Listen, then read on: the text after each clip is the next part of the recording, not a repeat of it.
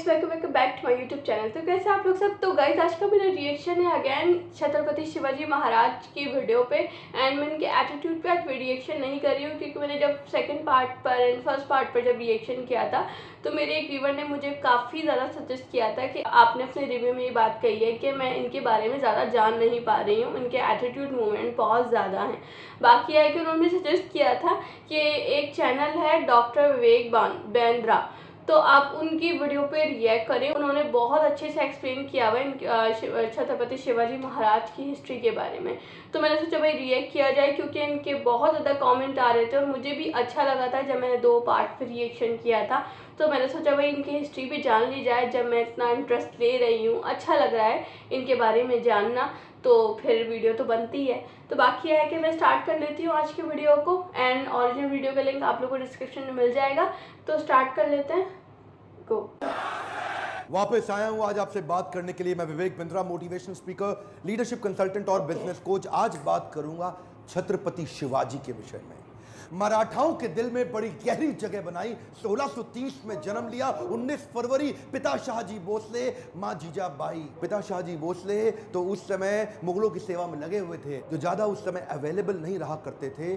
तो मां जीजाबाई जिन्होंने ज्यादा समय बिताया छत्रपति शिवाजी के साथ में। शिवाजी छोटा सा बच्चा, उसको बचपन से ही महाभारत से लेकर रामायण तक, रामायण से लेकर भगवद गीता तक और सारी पौराणिक कथाएं उनको सुनाया करती थी। असर क्या हुआ, छोटी उम्र से ही एक स्वाभाविक नेचुरल लीडरशिप शिवाजी के अंदर देखी। छोटा सा बच्चा, लेकिन वहीं पे मावल नाम की एक जगह, एक स्थान जहां पे कई गांव हुआ करते थे, जो पुणे के नजदीक था। आज का जो पुणे है ना महाराष्ट्र में, उधर ही मावल के पिछड़े और गरीब लोग, लेकिन वो उनमें साहस बहुत था। तभी शिवाजी ने देखा, 12-15 साल की उम्र में उसने देखा, वहां पे 3 साल उन जंगलों में वहां घूमता रहा, लोगों के बीच में रहा। तो उसने देखा ये लोगों में ताकत बहुत है, शक्ति बहुत है, पर ये अनगाइडेड मिसाइल है। एक दिन उसने सारे दोस्तों को और वहां पे गांव के कई लोगों को इकट्ठा किया और उनको क्या बताया कि मराठाओं को मुगलों के नौकर के रूप में जाना जाता है। और ये जो नौकर होता है ना, ये जो गुलामी है, ये एक मानसिकता है और कुछ नहीं है। It is a state of mind. इस गुलामी को तोड़ना है, मराठाओं को इससे बाहर निकलना है। तो ये निजामी शाह, आदिल शाह, इनके चंगुल से मराठाओं को पहली बार बाहर निकालने के लिए ये गांव वालों को उन्होंने तैयार किया। खंजर निकाला और अपना रक्त निकाल के काट के भगवान के शिवलिंग का रक्त अभिषेक कर दिया। और तभी इन्होंने ऐलान किया कि मैं स्वराज यात्रा निकालना चाहता हूं। ये स्वराज यात्रा, ये क्या कहते हैं, गुलामी एक मानसिकता है। क्या है? एक मानसिकता है। आप गुलाम अपनी मानसिकता के कारण है। और वहां पे गुलामी की मानसिकता से मराठाओं को निकाल के खड़ा करने के लिए, अब टीम तो छोटी थी, मैन पावर थी नहीं, रिसोर्सेज थे नहीं, उतने फंड्स थे नहीं, उतनी पीछे से सपोर्ट और ताकत और कोई अलायंस अभी तक था नहीं। तो शुरुआत बहुत इंटेलिजेंट थी। देखिए ये जो थे ना, ये व्यक्ति छत्रपति शिवाजी, सारे सुनिए, भारत को पता होना चाहिए, छत्रपति शिवाजी एक कंबाइंड अवतार मान सकते हो आप। महाराणा प्रताप के शौर्य और उनकी ताकत और उनके साहस का, और कौटिल्य चाणक्य पंडित की उनकी बौद्धिक शक्ति, उनकी बुद्धि और उनकी कुटिल नीतियों का, ये कंबाइंड अवतार थे। तो ये क्या करते हैं, छापा मार युद्ध करते हैं, द्विकंटक नीति के साथ जाते हैं। इसको क्या बोलते हैं, गोरिल्ला वॉरफेयर। और गोरिल्ला वॉरफेयर इसे कहते हैं गनीमी कावा। छोटी उम्र के अंदर इतना इंटेलिजेंस, इतना इंटेलिजेंस। गनीमी का मतलब क्या है, दुश्मन, और कावा मतलब उसको बेवकूफ बना के हराने की टैक्टिक्स। ये ऐसे टैक्टिक्स से लड़ते थे, इनको पहाड़ी चूहा बोलते थे, कि पहाड़ों के अंदर से कहां से निकल के किधर से निकल के आके दुश्मन पे अटैक करेंगे। छोटी सी सेना इन्होंने शुरू करी थी और अपना साम्राज्य दक्षिण से लेकर के ऊपर तक, गुजरात तक, इधर बहुत जगह फैलाया। एक बार उधर ही के मुगल राजा आदिल शाह ने मराठाओं के बीच में से इनके पिता को उठा करके जेल में डाल दिया, कारावास दे दिया। और ये बहुत दिन तक सोचने लगे कि क्या करें। और तभी देखिए, उसी समय में शाहजहां भी था दिल्ली के अंदर, और शाहजहां भी हालांकि है वो भी मुसलमान और आदिल शाह भी मुसलमान, लेकिन पॉलिटिक्स तो पॉलिटिक्स है ना।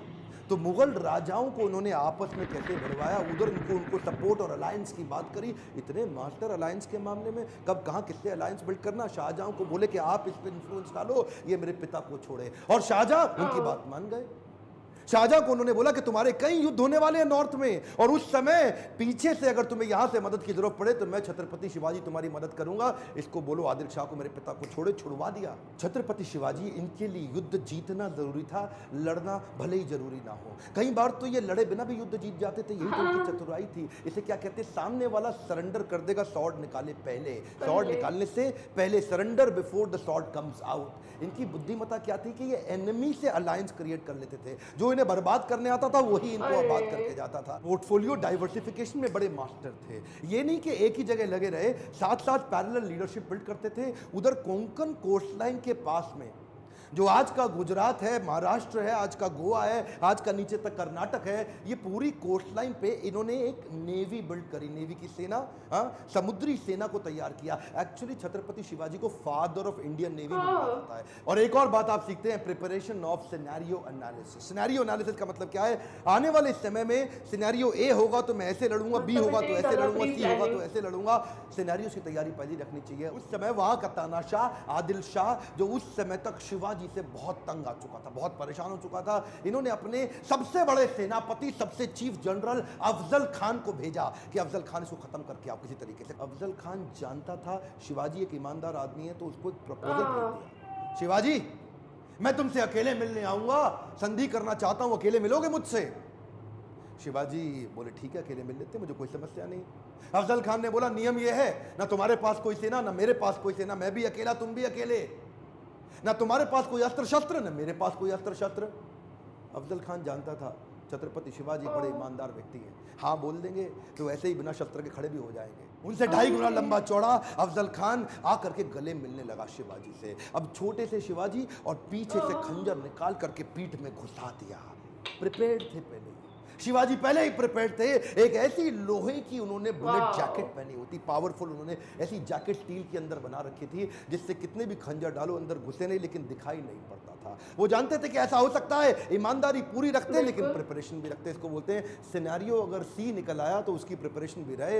हाथ पीछे से खींचा और उनका सिंह नख बाहर निकल आया, और वो जो सिंह नख नाम का उनका जो चाकू होता है ना, वो चाकू शेर के पंजे जैसा इतना सॉलिड, उसको घुसाया पेट में। अफजल खान का किडनी वहां से बाहर निकाल दी फाड़ के। और यहां रुके नहीं, इसको मारते ही अब इसकी सेना का पूरा मनोबल तोड़ दिया, उनकी मानसिक दिशा को कमजोर करके उनका प्रतापगढ़ किला जीत गए। सबसे बड़ी लर्निंग एक और है, पहले तो प्रिपरेशन रखो पूरी वर्स्ट के लिए, और उसके बाद अगर जीत गए या हार गए उसको अपने ऊपर हावी मत होने दो, अगले के लिए चालू कर दो। अभी इतनी बड़ी जीत मिली कि ये नहीं कि मतलब अब जाके बैठ के आराम करें जी, बहुत बड़ा किला जीत गए, बहुत बड़ा किला जीत गए। 18 दिन के अंदर अगला किला पनहल का, फोर्ट ऑफ पनहल, उसको भी कैप्चर कर लिया। अच्छा, एक हारने का उदाहरण भी देखिए, मिर्जा राजा जयसिंह उस समय हुआ करते थे।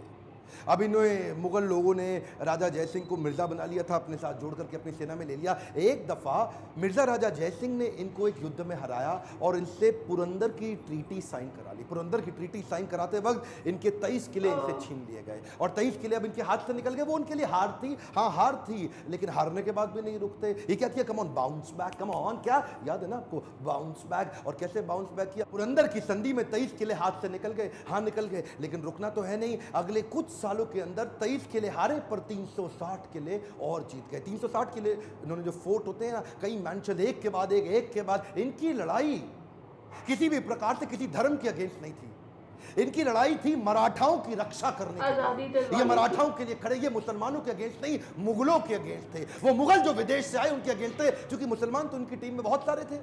इनके कई सारे बड़े बड़े आर्मी के जनरल ही मुसलमान हुआ करते थे, इनके कई दोस्त भी मुसलमान थे, इनके जो एक अपनी टीम के वजीर आजम वो भी मुसलमान थे, इनके कई गुरु भी मुसलमान थे। लेकिन ये मुगलों के खिलाफ थे, जो आके मराठाओं को तंग करके उनको नौकर बनाया था। बाहर से आके मुगलों ने मराठाओं को जो तंग किया, उनकी पीड़ा को वहीं से इन्होंने टीम को नीचे नीचे से इकट्ठा करके छापा मार युद्ध से आज इतनी बड़ी सेना खड़ा कर ली। अच्छा, एक बात और जो इस वीर मराठा को मुगलों से अलग करती थी, वो खास बात थी इनका स्त्रियों के प्रति विशेष सम्मान। क्या बोलते बोलते थे, माँ, औरतें और बच्चे, इनको कोई तंग नहीं करेगा चाहे कुछ भी हो जाए। और ये जो इनकी लीडरशिप विजडम थी ना, ये बचपन में महाभारत, भगवत गीता, रामायण पढ़ने से जो इनके अंदर आई, ये इन्होंने अपने सैनिकों में भी कूट कूट के डाल दी थी कि अगर किसी, देखिए जहाँ उसी समय मुगल लोग औरतों को उठा लिया करते थे, उनका अपहरण करते थे, उनका रेप कर लेते थे, उनको उनके मंदिर तोड़ना, उनको मारना पीटना, वहीं ये क्या बोले, किसी दूसरे धर्म का अपमान नहीं करेंगे, किसी दूसरे की स्त्री को गलत नज़र से कभी देखेंगे नहीं, और अगर मेरा कोई सैनिक देखते हुए मिल गया तो उसको ख़त्म कर दूंगा। इन्होंने वो वैल्यूज अपनी टीम के अंदर डाल दी। इनकी ये क्वालिटी ने इनको इतनी रिस्पेक्ट अर्न करी, इतनी रिस्पेक्ट अर्न करी कि लोग अपनी जान देने लग गए। इस वीर मराठा की कथा मैं चाहता हूं पूरे देश तक पहुंचे। आज अगर आप में थोड़ा सा भी आप में इच्छा है कि हमारे देश के इस इतिहास को कोई भूल ना जाए, इसको व्हाट्सएप पे फैला दीजिए। हर मराठा की जिम्मेदारी है कि इसको देश तक पहुंचाएं और लोगों को पता चले वीर छत्रपति शिवाजी के विषय में। कई बार मैं मुंबई आता हूं, पुणे आता हूं, औरंगाबाद, नागपुर आके अपने मोटिवेशनल सेमिनार या लीडरशिप फनल के प्रोग्राम करता हूं, देखता हूं ये मराठा लोग इतने ईमानदार कैसे हैं। छत्रपति शिवाजी के विषय में जान करके और सम्मान बढ़ गया मेरी नजरों में मराठाओं का। अगर अच्छा लगा आपको ये वीडियो तो जरूर लाइक करिए उत्साह बढ़ाने के लिए। और छत्रपति शिवाजी से आपने क्या सीखा, नीचे कमेंट बॉक्स को भर दीजिए, बताइए नीचे आपने क्या सीखा, आपका क्या विचार है, आपको वीडियो कैसा लगा, और क्या आप किसी और के विषय में, इतिहास में किसी बड़े लीडर के विषय में जानना चाहते हैं, सीखना चाहते हैं। सब्सक्राइब कराइए अपने आसपास कम से कम 2-4 शॉर्ट कट में बताया इन्होंने, और बहुत बहुत पॉइंट वाली बातें बोली हैं डॉक्टर विवेक बिंद्रा ने। अच्छी लगी इनकी video and thank you so much कि आपने मुझे इतनी अच्छी सजेशन दी।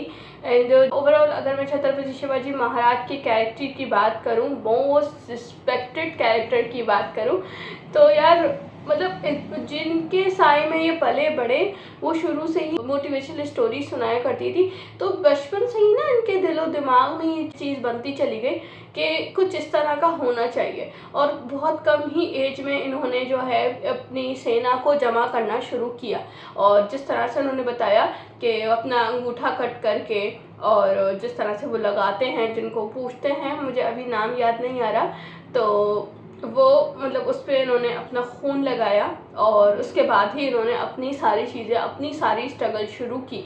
और इनका जो मेन मकसद था ना, वो यही था कि मराठाओं को कोई ज़रूरत नहीं है कि वो मुग़लों की ग़ुलामी करें। वो मतलब ये इन्होंने बताया कि आज़ादी कितनी बड़ी इंसान के लिए नेमत होती है। आप आज़ाद हैं, और आप आज़ाद कहाँ से नहीं होते, अपने दिमाग से आज़ाद नहीं होते।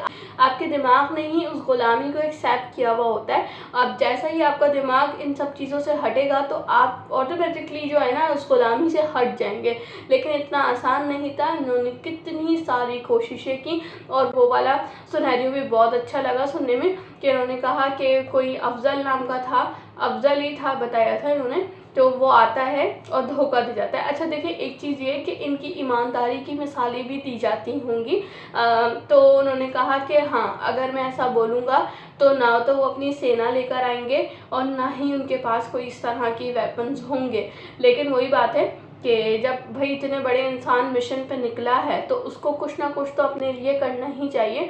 जिस तरह से वो वेयर कर कर आए हुए होते हैं लोहे का, तो उससे उनकी जान बच जाती है। मतलब जब मैंने सुना ना कि मतलब अफजल ने उनको प्रपोज़ल भेजा है कि हम मिलना चाहते हैं, हम सब चीज़ें हम सब नॉर्मलाइज करना चाहते हैं या हाथ मिलाना चाहते हैं, तो मेरा दिल एकदम से धड़का कि यार ये क्या, क्योंकि मुझे मतलब सुनते ही लगा कि वो धोखा ना दे दे, कहीं उनकी जान को ख़तरा ना हो जाए। लेकिन वही बात है कि भाई मतलब मास्टरमाइंड थे अपने टाइम के, और ये दुनिया के तमाम लोगों के लिए ना एक बहुत बहुत प्यारी, बहुत रिस्पेक्टफुल एग्जाम्पल हैं कि छत्रपति शिवाजी महाराज ने लोगों को आज़ाद रहने का तरीका बताया। हम इंसान तो दुनिया में आ गए हैं, लेकिन कंप्लीटली आज़ादी के साथ रहना हर इंसान का हक है। तो भाई उन्होंने इस चीज़ को बताया। और